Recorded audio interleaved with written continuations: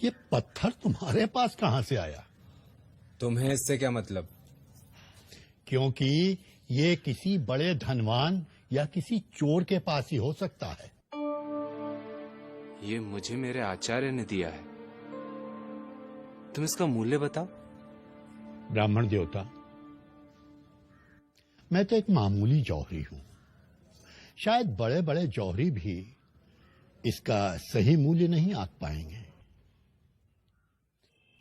जितना मैंने अपने बाप दादाओं से सीखा है, उसके आधार पर कह सकता हूं कि यह एक दुर्लभ रत्न है। जरूर किसी सम्राट ने गुरु दक्षिणा में तुम्हारे आचार्य को यह रत्न दिया होगा। इस गांव में तो क्या, राजधानी में भी मुश्किल से कोई इसका मूल्य दे पाएगा या खरीद पाएगा। जौहरी इसे बहुमूल्य बता रहा था, और दूसरों के लिए ये पत्थर। आपने ये जानते हुए कि ये मूल्यवान है, मुझे इसे दूसरों के पास बेचने के लिए क्यों भेजा आचार्य? ताकि तुम ओम का मूल्य जान सको। जैसे इस पत्थर का मूल्य हर कोई नहीं जान सका, यानी इसका मूल्य गुप्त है, हर कोई उसे नहीं आंक सकता। केवल पारखी आंखें ही पहचान सकी कि यह पत्थर नहीं, रत्न है। उसी तरह ओम भी एक रत्न है जिसका मूल्य गुप्त है। जो नित्य ओम जप रहे होते हैं, वे भी इसका मूल्य, इसका रहस्य नहीं जान पाते। जो नित्य ओम जप रहे होते हैं, वे भी उसका मूल्य, उसका रहस्य नहीं जानते। यह कैसे संभव है सूत्रधार? है ना मजेदार बात? शायद इसीलिए ओम का महत्व समझाने के लिए पुराणकारों ने एक अद्भुत कथा की रचना की। भारतीय पौराणिक परंपराओं के जाने पहचाने पात्र और कथा ओम के अर्थ की। प्रजापति, प्रजापति, प्रणाम प्रजापति।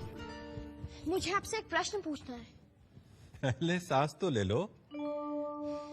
पूछो, क्या पूछना है? सभी कहते हैं कि प्रजापति के पास सारे प्रश्नों का उत्तर है। क्या आपके पास है? तुम्हारा प्रश्न क्या है? ओम का अर्थ क्या है? यह कैसा प्रश्न है? क्या आपको ओम का तात्पर्य पता है? नहीं ना? तो मैं पार्वती पुत्र आपको अपना बंदी बनाता हूं। चलिए मेरे बंदी बनिए। रचनाकार ने स्वयं को अपनी रचना के हवाले कर दिया, पर इससे देवों में हड़कंप मच गया। सृष्टि में रचना थम गई। क्षण भर में फूलों ने खिलना बंद कर दिया, पेड़ों ने फल देना बंद कर दिया। परेशान देवों ने सृष्टि के संहारक शंकर से गुहार लगाई, और देवताओं की प्रार्थना पर आशुतोष शिव ने कार्तिकेय से पूछा, कार्तिकेय, तुमने प्रजापति को बंदी क्यों बना रखा है? जिनके पास सभी प्रश्नों का उत्तर होना चाहिए, उनके पास मेरे प्रश्न का उत्तर नहीं है।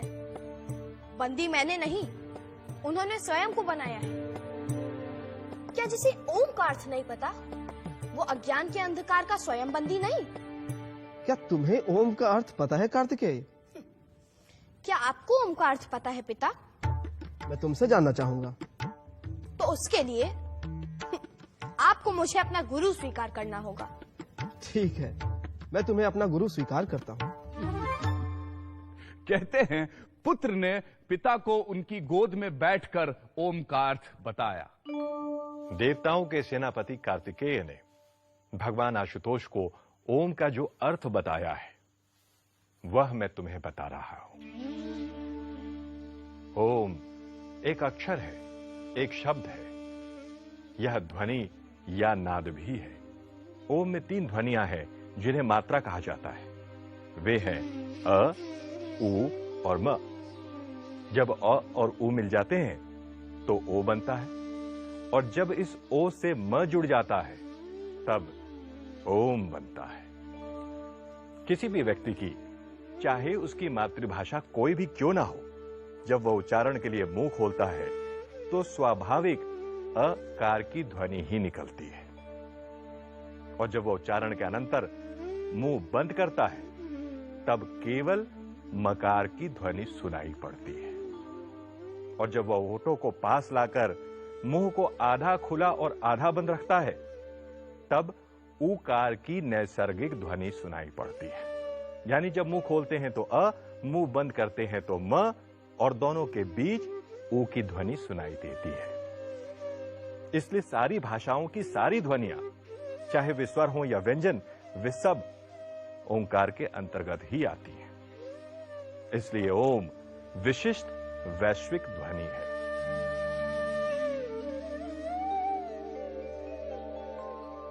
ओम ईश्वर का प्रतीक भी है। मांडुक्य उपनिषद के अनुसार जागृत अवस्था का समग्र जागृत प्रपंच ओंकार की प्रथम मात्रा अ से अभिव्यक्त होता है। समस्त स्वप्नावस्था का प्रपंच ऊ मात्रा से अभिव्यक्त होता है और सुषुप्ति अवस्था का प्रपंच म से अभिव्यक्त होता है। संपूर्ण प्रपंच ही ईश्वर है और जागृत, स्वप्न और सुषुप्ति ही समस्त प्रपंच है, और इन तीनों का प्रतीक अ, उ, म है। इसलिए ओम ही ईश्वर का अति अद्भुत प्रतीक है। ओंकार ईश्वर के निर्गुण स्वरूप का प्रतीक भी है। मांडुक्य उपनिषद का घोष है कि जैसे तीनों अवस्थाएं ब्रह्म या आत्मा से ही उत्पन्न होती हैं और उसी में विलीन हो जाती हैं, वैसे ही तीन मात्राओं से बना ओम भी शांति या निशब्दता से उत्पन्न होता है और उसी में विलीन हो जाता है। इसलिए दो ओंकार के उच्चारणों के अंतराल के बीच की निशब्दता, जिसे अमात्रा कहते हैं, निर्गुण ब्रह्म का ही प्रतीक है। ओंकार के उच्चारण के समय अ मात्रा उ मात्रा में, उ मात्रा म मात्रा में विलीन और म मात्रा निशब्दता में विलीन हो जाती है। उसी प्रकार उपासना के समय इसी ओम के उच्चारण को आधार ले साधक स्थूल जागृत प्रपंच को सूक्ष्म या मानसिक प्रपंच में और सूक्ष्म प्रपंच को कारण प्रपंच में विलीन करता है। आगे उसका भी अतिक्रमण कर वह केवल शांत निर्गुण शांतम शिवम अद्वैतम आत्मा में ही स्थिर हो जाता है। यही ओंकार उपासना की चरम सीमा है। यानी ओम वह सब अभिव्यक्त करता है जो कुछ अस्तित्व में है और जो समूचे अस्तित्व का मूल है, और जो सबसे परे है वह भी। ओम को प्रणव भी कहते हैं, यानी वह जिसके द्वारा ईश्वर की स्तुति की जाती है। सूत्रधार ओम का दार्शनिक अर्थ तो मैं समझ गई, पर बहुत से मंत्रों और प्रार्थनाओं में प्रारंभ में ओम क्यों कहा जाता है? जैसे ओम नमः शिवाय, ओम नमो नारायणाय, ओम नमो भगवते वासुदेवाय इत्यादि। नटी, ऐसा कहा जाता है कि ईश्वर ने संसार की रचना ओम और अथ का उच्चारण करने के पश्चात आरंभ की थी। इसीलिए ऐसी मान्यता है कि किसी भी कठिन कार्य को आरंभ करने के पहले ओम के उच्चारण की ध्वनि शुभ होती है। इसीलिए बहुत से मंत्र और वैदिक प्रार्थनाएं ओम से ही आरंभ होती हैं। इतना ही नहीं, दैनिक जीवन में अभिवादन के लिए भी ओम का प्रयोग किया जाता है, जैसे हरि ओम। तो नटी, इस प्रकार ओम सब कुछ व्यक्त करता है, जीवन का लक्ष्य और उस लक्ष्य तक पहुंचने का साधन, जगत और उसका अधिष्ठान रूप सत्य। तो फिर प्रजापति का क्या हुआ सूत्रधार? उन्हें तो छूटना ही था नटी, पर उनके बंदी होने के कारण देवताओं और मनुष्यों ने ओम का गूढ़ार्थ जाना।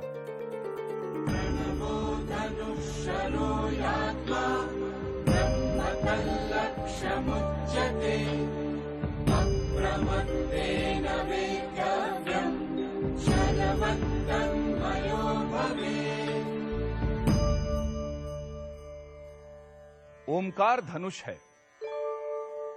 जीवात्मा बाण है और अक्षर ब्रह्म उसका लक्ष्य कहा गया है। बड़ी सावधानी से उस लक्ष्य का वेध करना चाहिए और लक्ष्य वेध के बाद बाण के समान लक्ष्य के साथ एक हो जाना चाहिए। यस्य प्रसादात् भवमङ्गलार्था प्रसूतगं गोपनिषत् विशुद्धा समर्पयामो गुरुचिन्मयाय